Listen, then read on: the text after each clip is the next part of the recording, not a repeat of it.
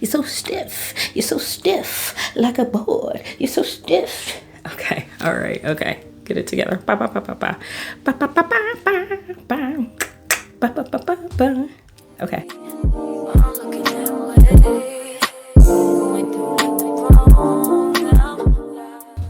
Welcome to the reintroduction of you, whether it's your first time or you're returning. I just want to thank you for spending a few minutes of your day with me today. We are going to talk about some of my favorite beauty and wellness brands that are actually owned by women. So March is Women's History Month. It's April. I know that. I promise you, I was preparing on time to do this video, but there was one order that I made back in February that did not arrive until 2 days ago. In April. It was not that person's fault. They actually sent it, mailed it out, got tracking for it back in February, and USPS lost it. But in my mind, every month can be and should be Women's History Month. There was way too much to put in one video, so I had to break it up into two. So this will be the first installment of my favorite beauty and wellness brands that are owned by women. Okay. So the first product we're going to talk about is Honey Pot. I actually have been using Honey Pot products for several years now, different products of her line, but she is a women and black owned brand. You can get it from Target, you can get it from Walmart, but these are the sensitive skin wipes for, just freshening up on the go. Now, I'm not one of those people that feel like that your homegirl is supposed to smell like peaches and herbs or strawberry cream pie or lilac meadows in the woods. I don't think that. If God wanted it to smell like peach pie, he would have made it smell like peach pie on its own, but that's not the case. However, sometimes you do need just a little freshen up. For me, I get wax, so sometimes I work all day and then I go to my wax appointment. Instead of coming home and taking a shower, just pop out one of these wipes, clean up real quick and, head on there, and I feel, refreshed. In addition to that, I have a very, very, very sensitive area. If I use a new soap and a little bit of the soap just kind of happens to get in the area even close to the perimeter down there, my homegirl is like, I mean, she gets pissed off about everything. So if I say that this is good for sensitive, ticky picky areas, then you can count on it. It is good for ticky picky sensitive areas. All right, so the next brand that we're going to talk about is actually Melt Cosmetics. So Melt Cosmetics actually is a woman-owned brand. I also think that they are Latina as well. So that is even, icing on top of the cake, right? So I love their eyeshadow palettes. Ooh, that's upside down. Very, very pigmented palettes. They also do some special edition palettes, like they did one for 420 Day. And then they did this one for Hispanic Heritage Month. And so, oh, there you go. And so, and if you look for this particular one, if you put it together, it actually makes a single sugar skull. So that's kind of cool. But anyway, so they have really, really, really pigmented shadows. They are very luscious, very good quality.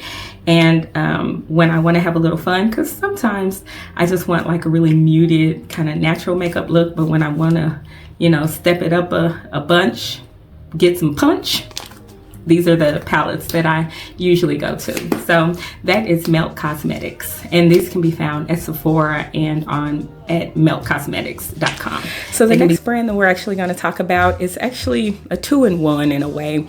It started off as one brand that just sold like skincare and beauty and then also fragrances.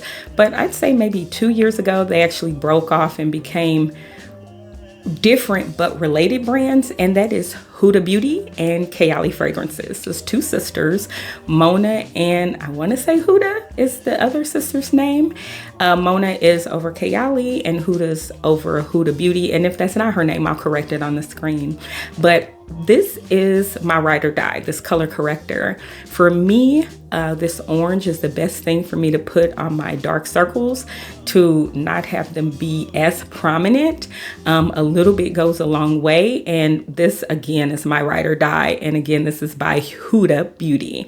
And then of course, y'all know how much I love Kayali. These are three of my maybe 10 to 12 bottles that I have. When I said 10 to 12 originally, I'm like, there's no way I have 10 to 12 bottles. And then I started thinking about them and I'm like, oh my God, girl, you have 10 to 12 bottles. But again, you know, I'm a Kayali stan. I've talked about Kayali before. A lot of people don't like them because they don't have great longevity. To me, I get really good. Well, okay, stop. Don't exaggerate, Osceola. I get moderate longevity, not piss poor longevity, the way so many people act like their longevity is so terrible. Or not, I shouldn't say act like, it is, but for me, it's not as bad as what other people's experience is. But yeah, I'm a Kayali stan, no doubt about it. That's not a surprise. I haven't liked everything they've done, but this is probably, bar none, one of my favorite, more affordable fragrance houses. So again,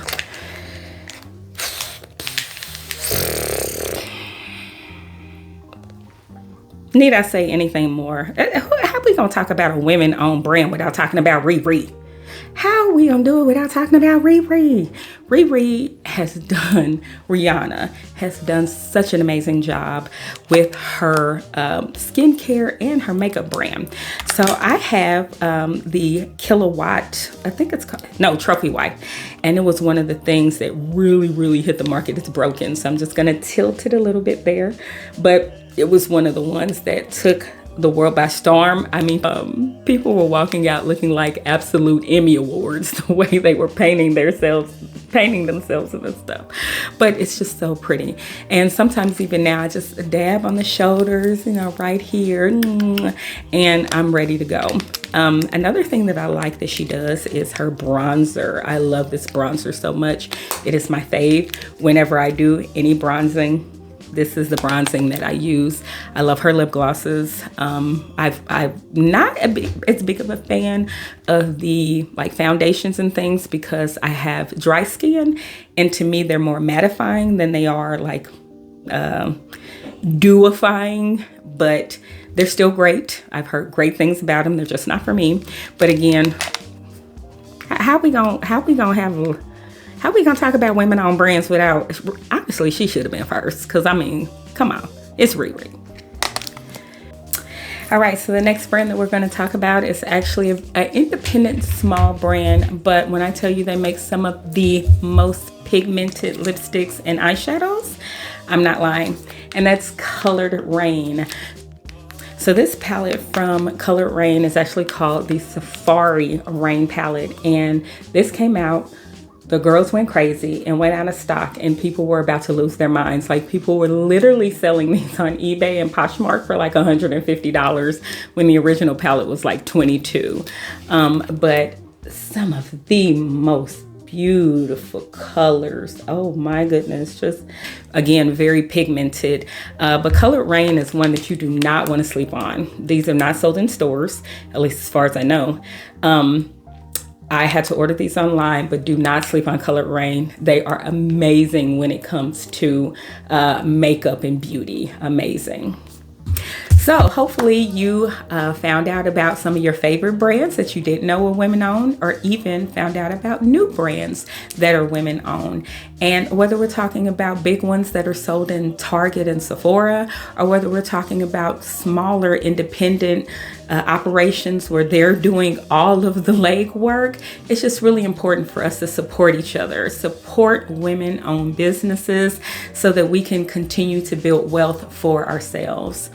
Anyway, that is it for me today. If you have any comments, suggestions, or you just want to say hello, you know to do it below. But otherwise, I'll see you next time. Bye.